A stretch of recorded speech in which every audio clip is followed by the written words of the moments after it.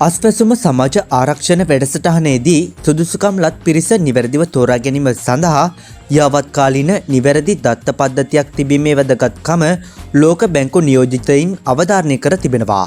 ඔවුන් පවසන්නේ එම දත්ත පද්ධතිය සකස් කිරීම සඳහා අවශ්‍ය තාක්ෂණික සහ ජාත්‍යන්තර අත්දැකීම් ලබා දීමට ඔවුන් සූදානම් බවයි. මේ සම්බන්ධ අදහස් අස්වැසුම වැඩසටහන පිළිබඳ මුදල් ක්‍රම සම්පාදන සහ ආර්ථික සංවර්ධන කටයුතු පිළිබඳ අමාත්‍යාංශ උපදේශක කාරක සභාවේ සමාජිකයින් ආර්ථික සංවර්ධනය සහ අන්තර්ජාතික සබඳතා පිළිබඳ ආංශික අධීක්ෂණ කාරක සභාවේ සමාජිකයින් ලෝක බැංකු නියෝජිතයින් සහ අදාළ අමාත්‍යංශ නිලධාරීන්ගේ සහභාගීත්වයෙන් පසුගියදා පාර්ලිමේන්තුවේදී පැවැත් වූ රැස්වීමේදී දක්වා ඇත. රැස්වීමේදී ලෝක බැංකුවේ ජ්‍යෙෂ්ඨ ආර්ථික විද්‍යාඥ ෆ්‍රැන්සෙස්කා ලමන්තා සහ ජ්‍යෙෂ්ඨ සමාජ ආරක්ෂණ විශේෂඥ ශ්‍රීනිවාස් වර්ධන යන මහත්මියෝද සහභාගී වූහ.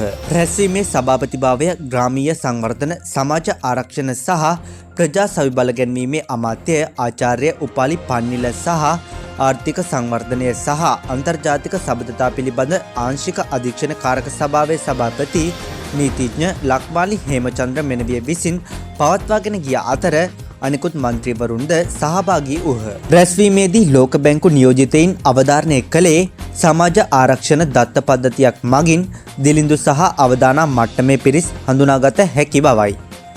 පුරවැසියන්ගේ තොරතුරු පද්ධතියට ඇතුළත් කිරීම පමණක් ඔවුන්ට අදාළ ප්‍රතිලාභ ලබා දීම සඳහා හෝ සුදුසුකම් ලත් පිරිසක් බව සනාථ නොවන බවත් ඇතුළත් දත්ත පරීක්ෂා කිරීම මගින් ඇත්තටම අවශ්‍ය පිරිස නිවැරදිව හඳුනා ගැනීමේ හැකියාව ඇති බවත් ඔවුන් අවධාරණය කළහ.